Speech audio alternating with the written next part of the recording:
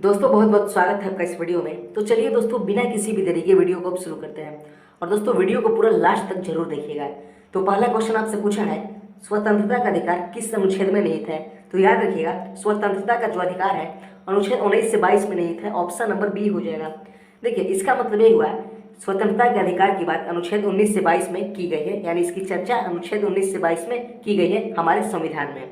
अब एक पॉइंट याद रखिएगा, स्वतंत्रता का जो अधिकार है एक प्रकार का मौलिक अधिकार है। तो क्वेश्चन पूछा है कि मौलिक अधिकार किस देश के संविधान से लिया गया है? तो अमेरिका देश के संविधान से लिया गया है। चलिए आगे बढ़ते हैं।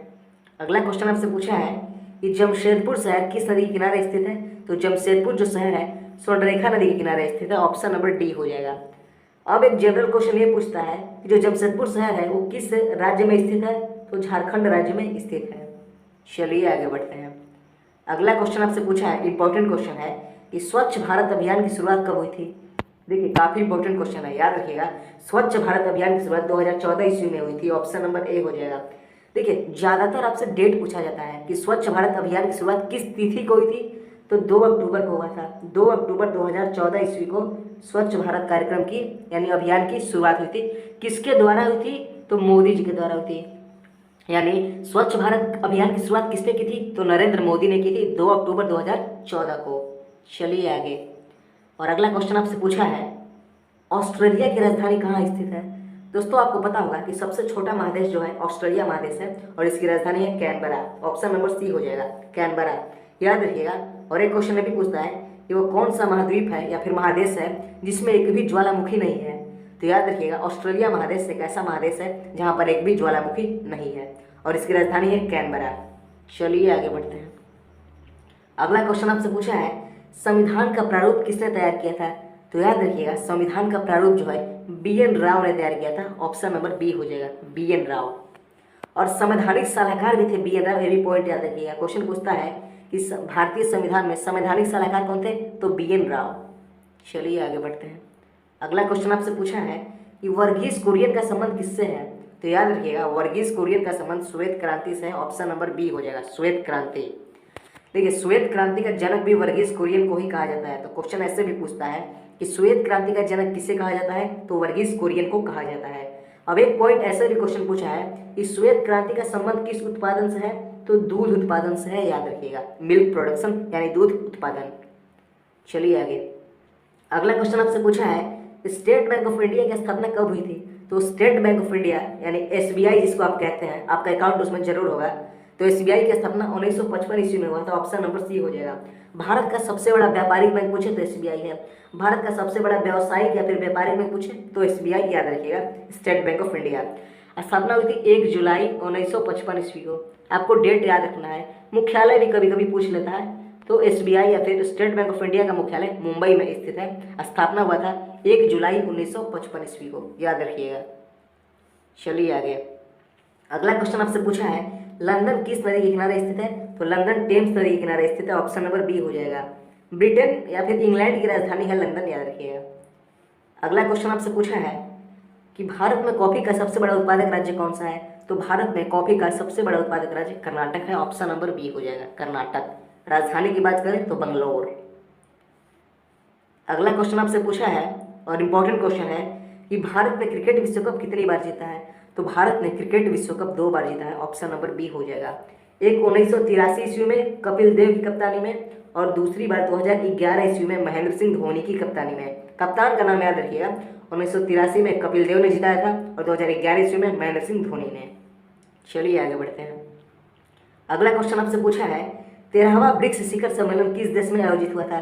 तो 13वां ब्रिक्स शिखर सम्मेलन भारत में ही आयोजित हुआ था, यानी इंडिया में। ऑप्शन नंबर सी हो जाएगा। 2021 में, सितंबर 2021 में 13वां ब्रिक्स शिखर सम्मेलन का आयोजन इंडिया में हुआ था, जिसकी अध्यक्षता नरेंद्र मोदी ने किया था। यह भी याद रखिएगा। क्वेश्चन हो सकता है पूछ ले कि 13वां ब्रिक्स शिखर सम्मेलन की अध्यक्षता किसने की थी? तो नरेंद्र मोदी ने। अगला क्वेश्चन आपसे पूछा है कि ज्ञानपीठ पुरस्कार में कितनी राशि प्रदान की जाती है? तो ज्ञानपीठ पुरस्कार में 11 लाख की सहयोग राशि प्रदान की जाती है। ऑप्शन नंबर बी हो जाएगा। और याद रखिएगा, एक क्वेश्चन तो बहुत ज़्यादा ही पूछता है कि ज्ञानपीठ पुरस्कार जो है किस क्षेत्र में दिया जाता है? तो ज्ञानपीठ पुरस्कार साहित्य के क्षेत्र में दिया जाता है और इसके साथ ही साथ 11 लाख की राशि भी प्रदान की जाती है। चलिए आगे। अगला क्वेश्चन पूछा है आपसे यूरोपीय आर्थिक समुदाय का मुख्यालय कहाँ स्थित है? तो यूरोपीय आर्थिक समुदाय का मुख्यालय जेनेवा में स्थित है। ऑप्शन नंबर बी हो जाएगा। देश की बात करें तो स्विट्जरलैंड, क्योंकि जेनेवा जो शहर है और स्विट्जरलैंड देश में ही पड़ता है। तो अगर क्वेश्चन देश पूछे तो स्विट्जरलैंड, जगह पूछे तो जेनेवा। अगला क्वेश्चन आपसे पूछा है कि व्लादिमीर पुतिन किस देश से संबंधित है? तो याद रखिएगा, अभी ये न्यूज में है, तो व्लादिमीर पुतिन जो है रूस से संबंधित है। ऑप्शन नंबर बी हो जाएगा, क्योंकि रूस के राष्ट्रपति वर्तमान में यही है, व्लादिमीर पुतिन, रूस के राष्ट्रपति। तो क्वेश्चन रूस के राष्ट्रपति देकर भी पूछ सकता है। अगला क्वेश्चन आपसे पूछा है, पानीपत का दूसरा युद्ध कब लड़ा गया था? तो पानीपत का दूसरा युद्ध 1556 ईस्वी में लड़ा गया था। ऑप्शन नंबर डी हो जाएगा। अकबर और हेमू के बीच लड़ा गया था, ये पॉइंट याद रखिएगा। अकबर वर्सेज हेमू, यानी अकबर और हेमू के बीच लड़ाई लड़ी गई थी, जिसमें अकबर जो है विजयी हुए थे। ये भी पॉइंट याद रखिएगा। क्वेश्चन पूछा है कि कौन पानीपत का दूसरा युद्ध जीता था? तो अकबर ने जीता था। अगला क्वेश्चन आपसे पूछा है, अंकोरवाट मंदिर किस देश में स्थित है? तो याद रखिएगा, अंकोरवाट जो मंदिर है कंबोडिया में स्थित है। ऑप्शन नंबर डी हो जाएगा। देखिए, दुनिया का सबसे बड़ा मंदिर ऐसा माना जाता है कि अंकोरवाट का ही मंदिर है, जो कि कंबोडिया में स्थित है, दुनिया का सबसे बड़ा मंदिर। अगला क्वेश्चन आपसे पूछा है, अंतर्राष्ट्रीय अहिंसा दिवस कब मनाया जाता है? तो याद रखिएगा, अंतर्राष्ट्रीय अहिंसा दिवस 2 अक्टूबर को मनाया जाता है। ऑप्शन नंबर डी हो जाएगा, क्योंकि 2 अक्टूबर को ही महात्मा गांधी का जन्म हुआ था और उनके जन्मोत्सव पर ही अंतर्राष्ट्रीय अहिंसा दिवस मनाया जाता है, क्योंकि अहिंसा को उन्होंने हमेशा एक हथियार की तरह इस्तेमाल किया है। अगला क्वेश्चन आपसे पूछा है, जनरल क्वेश्चन है, क्रिकेट खेल का जन्मदाता किस देश को माना जाता है? दोस्तों, आपको पता है कि आज क्रिकेट के कितने दीवाने हैं, तो क्वेश्चन पूछता है, क्रिकेट खेल का जन्मदाता इंग्लैंड को माना जाता है। ऑप्शन नंबर बी हो जाएगा। जी हाँ दोस्तों, इंग्लैंड। देखिए, अगला क्वेश्चन पूछा है, इनमें से किस देश के साथ भारत की स्थलीय सीमा नहीं लगती है? तो याद रखिएगा, भूटान के साथ भी भारत की स्थलीय सीमा लगती है, नेपाल के साथ भी और बांग्लादेश के साथ भी, लेकिन श्रीलंका के साथ भारत की स्थलीय सीमा नहीं लगती है। ऑप्शन नंबर बी हो जाएगा। देखिए, मान लीजिए अगर इंडिया का मैप है, निचला हिस्सा बनाया हो इसका, और ये श्रीलंका है, तो यहाँ से देखिए ये जलीय सीमा लगती है, स्थलीय सीमा नहीं लगती है। इसको कहाँ टच कर रहा है? तो याद रखिएगा कि श्रीलंका जो है भारत के साथ अपना स्थलीय सीमा नहीं बनाता है, केवल और केवल जलीय सीमा बनाता है। चलिए आगे, और आज का लास्ट क्वेश्चन आपसे पूछा है कि राष्ट्रीय पर्यावरण शोध संस्थान कहाँ स्थित है? तो राष्ट्रीय पर्यावरण शोध संस्थान नागपुर में स्थित है। राज्य की बात करें तो महाराष्ट्र में स्थित है, नागपुर महाराष्ट्र में पड़ता है। तो ये पॉइंट है, याद रखिएगा, काफ़ी बढ़िया क्वेश्चन है। तो दोस्तों, आज का लास्ट क्वेश्चन था। आई होप वीडियो आपको काफ़ी बेहतर लगा होगा।